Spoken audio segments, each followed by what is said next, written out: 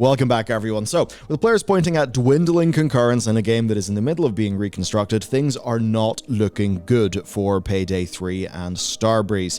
In fact, there was, pretty interesting video from Muda over at Some Ordinary Gamers. I thought it was interesting how the Payday team responded on Twitter. Yeah.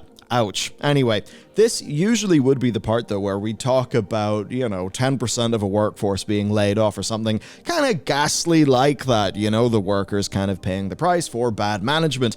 Today, though, it's actually a bit different. We don't have to do that because instead, in a move that is far too rare, it actually seems that senior leadership at the company are the ones that are paying the price. Doesn't normally go down like that. And we can pay the price of rent and wages with today's sponsor. Brilliant, the place to learn by doing across thousands of interactive lessons in STEM fields. And most importantly, they do it right, focusing on the first principles and you learning by doing in bite-sized, interactive, fun problems. Because guess what? Learning how the world works is actually interesting, it's actually fun, it just needs to be delivered right. And I think we all know that old school, boring, rote learning just ain't effective. In the real world, we gotta solve problems with our own skills, and that's why Brilliant is focused on learning by doing.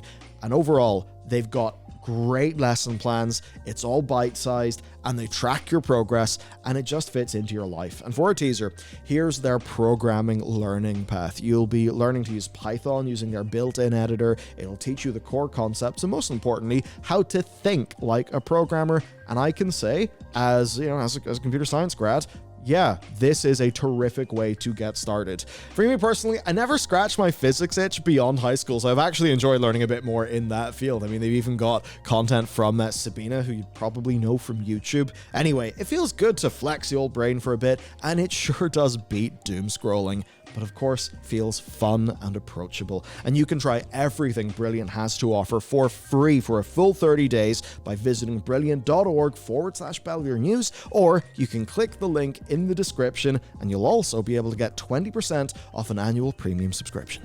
Right then, Payday 3 has obviously been an example of just how to not do a sequel, right? The game actually sold pretty amazingly at launch. That being said, refunds were probably decently high, but the narrative basically is that players are not sticking around to play the game. There are too many problems, there's not enough content, a regression in features, and a player base that's just not willing to come back, especially when they can just go and play Payday 2, right? The solution to not liking Payday 3 is simple. Go play the better game. This is the worst fate that a sequel can be in, and we've kind of talked about how this happens all the time to sequels. I think a big example is Destiny 2, where Destiny 2 launched kind of without a lot of the refinements that Destiny 1 had, and while Destiny 2's launch was amazing, it then, trailed off extremely quickly. Of course, with many other games, we've had similar issues. I mean, take a look at, say, City Skylines 2. It's not getting as many concurrents as it should, and it's another great example of a sequel to a game that in some ways has less features and just hasn't really found its audience. It's absolutely a case where inertia is your biggest killer. And when you look at Steam, it's absolutely brutal. I mean, these numbers have not gotten better since the last time we checked in on them, right? I mean, look at this. 14,400 people playing Payday 2, 132 people playing Payday 3. That's not what you want to look at. Now, that being said, there are some caveats with that. As an example, Payday 3 is a Game Pass game.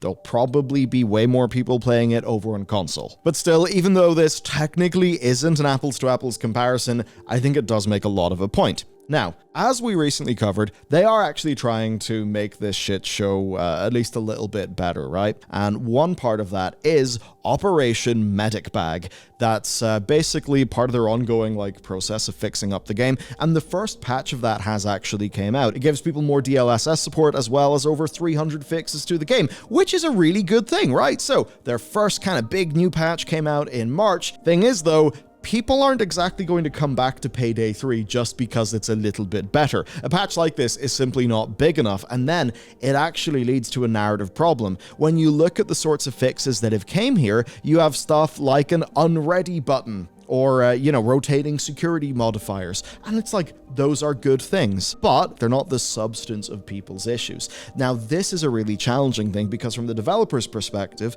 doing smaller things like that, well, a few people can just go do that, fix it, and then move on to their next feature, right? Whereas some of the larger, far more foundational changes, those actually just require a larger team for more time. The problem is, these things are easier to ship sooner. But if they are shipped sooner, then people will look at them and say, well, why are you doing these things instead of actually working on the big substantive things that we actually want to be changed? I would posit that this is probably not them having the wrong focus. This is probably just a little bit of prioritize and execute mixed in with some larger things inherently take more time from more people. So there's probably just some low-hanging fruit that are very easy to get, like just to get through now. So while these changes are good, ultimately people want reform. They want structural reform to progression, to content. Why would you play the game now when you can just play Payday 2, which is a better game in just about every way currently, because it's benefited from being, patched and fixed over time. It's got way more content,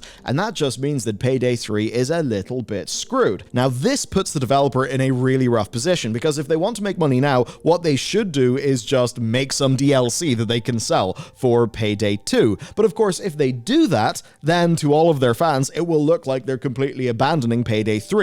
Now, ultimately, they probably architected Payday 3 with the intent of it being just an ongoing game that they can keep on adding content to, as with Payday 2. So basically, they're in this really strange damned if you do, damned if you don't situation. You can earn money now by making some Payday 2 content, but that's at the expense of, in a way, diverting resources away from Payday 3, but also signaling to your community that even you have kind of abandoned Payday 3, even though making Payday 2 content would just be a pragmatic way to make some money now. It's a little bit of a screwy situation. Ultimately, I think the devs will just have to, grin and bear it. That's essentially the situation.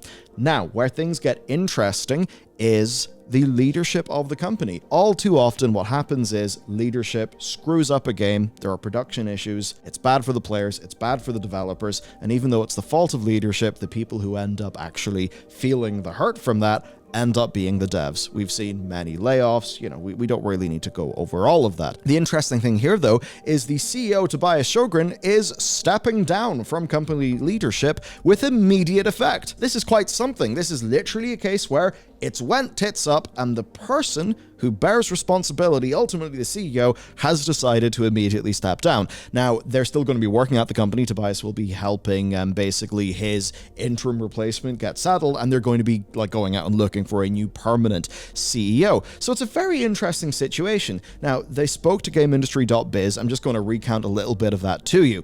Starbreeze is chairman of the board, and by the way, there's a lot of Scandinavian names. I'm going to Strubble. Wow. So we've got Torgny Hellstrom, okay, Hellstrom I can do, who said that they feel like they need new leadership to execute on their vision. And as for the strategic vision, they basically just say to make attractive games using IPs that are third party and our own, which is a fairly uncontroversial statement. I'm pretty sure that's just what game development is, so I don't really know if that's much of a strategy. But anyway, what they're actually referring to here, to properly dive into it, by licensed IPs is their third party publishing arm, as well as Project Baxter, which is a collaboration with Hasbro that's going to see Starbreeze making a co-op multiplayer D&D game scheduled for 2026. Of course, we've seen with the likes of Vermintide, right? That's a really good example, and in this case, of course, Warhammer. So multiplayer D&D by the Payday people, you can sort of see that going well. And also, you think of Darktide, it's a game that's kind of in and around this genre that, sort of similar to Payday 3, just had a really screwy initial launch. Anyway, there's Payday, there's Project Baxter, and they're going with a new CEO. Now, as for the old CEO, well, his whole situation is honestly kind of fascinating because it was directly tied to the almost complete collapse of the company in 2018. It was a crazy situation. So, they did work on Overkill's The Walking Dead, and that was expensive. The game completely failed. It was basically one of the laughingstocks of gaming at the time, and they ended up being so overstretched that they came very close to insolvency. Now, this was then exacerbated by them purchasing studios and publishing rights. And they got publishing rights for massive games like, say, Psychonauts 2, which eventually would be a Microsoft thing whenever they purchased the developers of that, and also System Shock 3, right? So they acquired all of this expensive stuff to get out of this problem. Well, Tobias ended up leading, and they basically laid off a quarter of their workforce. They sold off many of those teams, and they sold off loads of those rights, and by doing that, they were able to pay down their debtors. So essentially, they had this period of just crazy, like, reconstruction of the company, and midway through that, Tobias Sjogren took lead. Okay, now he was appointed in 2019 in an interim role because the former CEO, Mikhail Nermark, basically had ill health, and sadly he actually shortly after did pass away in 2021. Now the stuff with Tobias is relevant because while he was leading, they basically had very interesting things going on with PayDay 2. It was taking a bit of an uptick, and then as he explained to GameIndustry.biz, with the pandemic, it just kind of really took off. So what they ended up doing was 4 premium DLCs alongside some free content. And all of that actually had PayDay 2 in like 2019, 2020, actually putting out numbers that were very close to the game's initial launch, which is absolutely crazy. So that was going pretty amazingly. And then, of course, development of PayDay 3 was going on, and they secured a 50 million euro deal for that game from, of course, recurring villain of the channel, the Embracer Group. And in theory, all of this stuff paid off because with the launch of PayDay 3, they had their first profitable year since 2018. So, very much a big success on paper, but as those Steam player counts suggest, yeah, not really a massive success in the long run. So they had great financial success initially for PayDay 3, but that is absolutely not driving financial success, after then, because nobody's playing, which means if you make DLC for it, what's the point? I mean, no one will give a shit. Reading between the lines and looking at this, I think the implication is that Tobias Sjogren was a strong, leader for wartime, not necessarily for peacetime, right? That he could shepherd the company through periods of significant chaos and upheaval, right? That was working out well, but that obviously something has not worked out with PayDay 3. Ultimately, there was a go, no-go decision for PayDay 3. They decided to hit go, to hit launch, and they probably should have seen this kind of thing coming. So that lack of foresight, and of course a lack of foresight on PayDay 3, which really would be the future of the company, that's evidently the sort of thing that they just felt is unacceptable. And therefore, he is leaving. He is gone. And this is one of the few times where a gaming executive has actually faced direct consequences for poor performance. That happens so rarely. Of course, now somebody new is taking over. They're called Jürgen Goldner. They're a 40-year industry vet. They've had 2 years as CEO of Focus Entertainment from 2018 to 2020. So I suppose maybe some history will repeat here. Maybe the interim CEO will steady the ship and retain their captaincy. Maybe a new CEO will come in after this interim. But I suppose the main thing here is that Starbreeze's developers are not immediately paying that price. It at least looks like that's falling on management first. And really the reason why we wanted to cover this story as a team is because this is really what should happen. In so many cases, a game ends up just, struggling. And then what happens is cost cuts and reductions to the team. As an example, take Halo. I mean, I love Halo. What happened, though, with Halo Infinite was insane.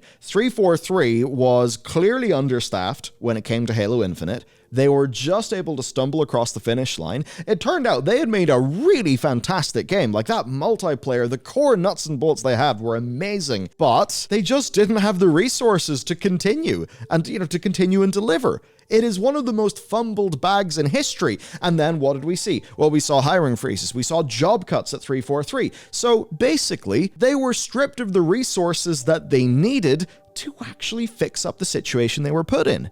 In so many other cases in games, the story we're talking about today would basically be PayDay 3 was a disaster and they've cut maybe 10-20% of the development team and they've really tried to strip down their costs. Now, of course, you could see the short-term sense in that, but the long-term is that they can't just go back to making PayDay 2 DLC forever. They need to make PayDay 3 be the game that eventually people will be playing. So if you just really short-sightedly cut a whole bunch of your developers, well, you're just killing Payday 3. So here, it seems like leadership is actually having to take responsibility, with this person no longer being CEO, and like the developers get to continue working in Payday 3 because they know that's long-term future, and I suppose they know that if they absolutely, cut their team to ribbons, they'll just be killing their future. It does seem that of all the different pathways that we could be taking, this is probably one of the ones that's got a better chance of Payday 3 eventually being rehabilitated, getting DLC, getting more features, and being a game that people want to play.